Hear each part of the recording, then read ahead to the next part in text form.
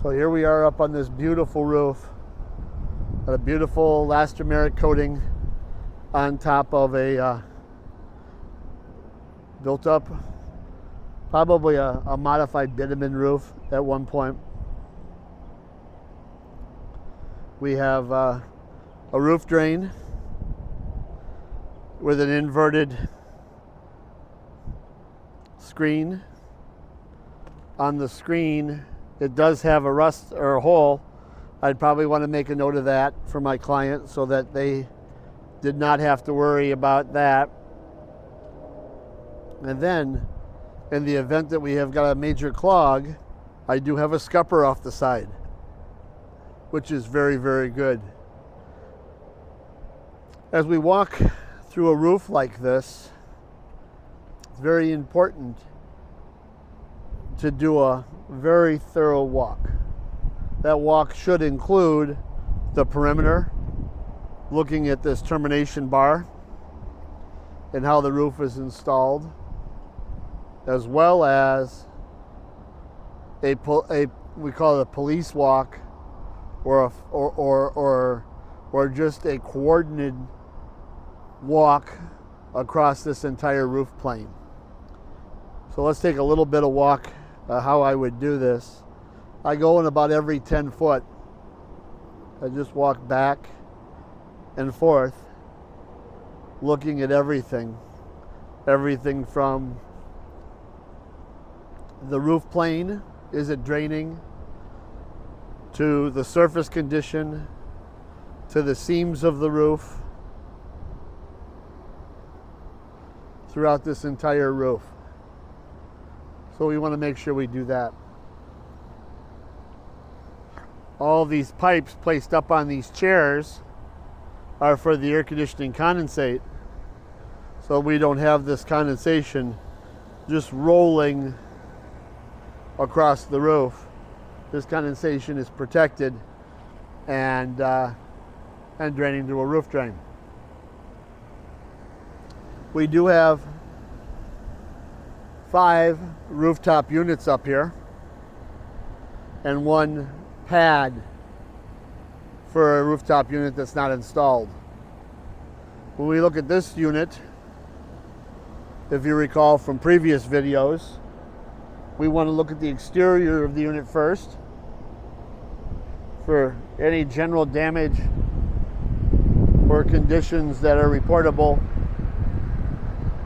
And one very obvious condition is the fact the cover plate is completely missing on the condensing side. Here's our compressors, our condensing fins, and they're completely wide open to the space. So that would absolutely want to be something that you're going to note. These units are not labeled, so not being labeled does make it a little problematic for you saying which one it is. We do have a service outlet installed on it. There's our electric feed coming up from the unit. Let's take a look at the label plate, see what it wants to provide us. Here's our label plate. And it reads exactly like what we're typically seeing for any other Carrier unit. 4517, so this is a 2017 unit. It is a 208, 230 3-phase unit. And so then from there we can certainly do our math and figure out the size of the system. The 2017 is the most important thing we have on it, so we know the age. We'll walk around a little bit further on this roof. As part of the venting system, if we've got the H system and the C system or AC system, the venting portion of it are all these vents that are coming off the top. Because this is a laboratory, some of these vents are exhaust for lab, some of these are exhaust for bathrooms, some of these are just general building exhausts. So these are all things that we want to take a good look at. Flashing, metal, is it well sealed, etc. We have another rooftop unit here, a ream unit. Let's walk around. Here's our label plate on the ream. We can take a good look at it. And if we go through here, this is a 2021, so it's a relatively new unit. And then we have the access to all the rest of the information we can gather from the label plate.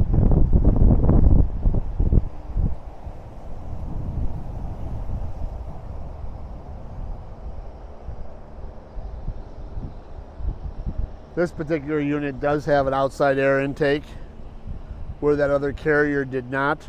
So that's what's here. Most likely an economizer on the other side of it that's allowing and bringing in fresh air as fresh air is needed. I have one more unit up here that I want to take a look at before we get too much further. And we have a split air conditioner over here.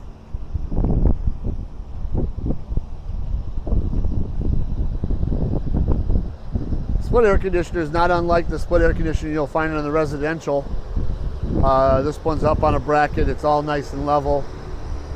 We have the same American Standard labeling, 2016.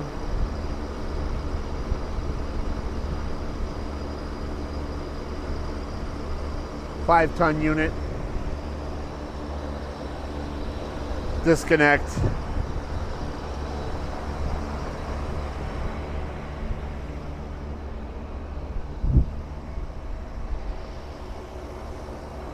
Then we've got this very large rooftop unit here.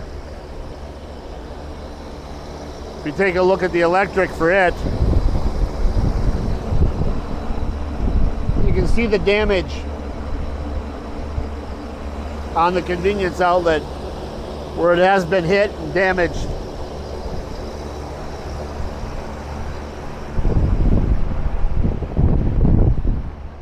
This American Standard. We'll see if we can take a look at the label plate on it as well.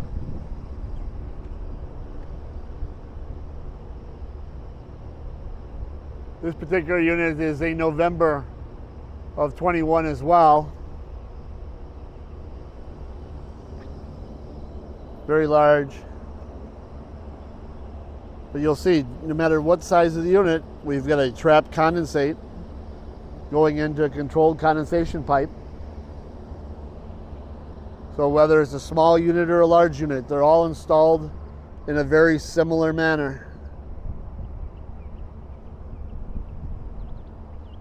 Let's go take a look at the electric on this pad.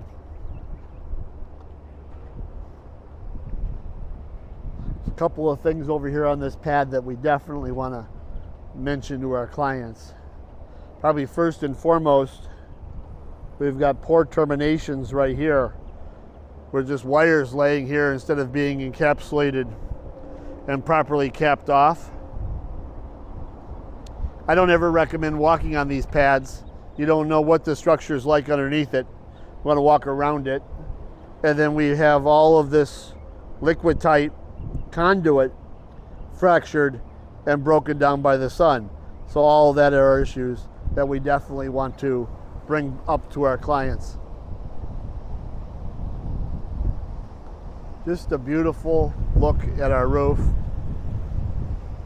We've got a storm rolling in, so I don't want to spend too much more time up here on this roof, but it is important to understand that you do have to walk the entire roof. You need to wear gear that provide you the opportunity to do your job. You got hired to be here today, not tomorrow. If the job was scheduled for tomorrow, then you'd be here tomorrow. So if you're hired for today's inspection, you want to make sure that you have the opportunity to walk and do this entire inspection. So bring your rain gear, be safe, but do your job and follow the ComStop so that your clients get the best inspection and the inspection that they're paying for. So with that, I am going to exit this roof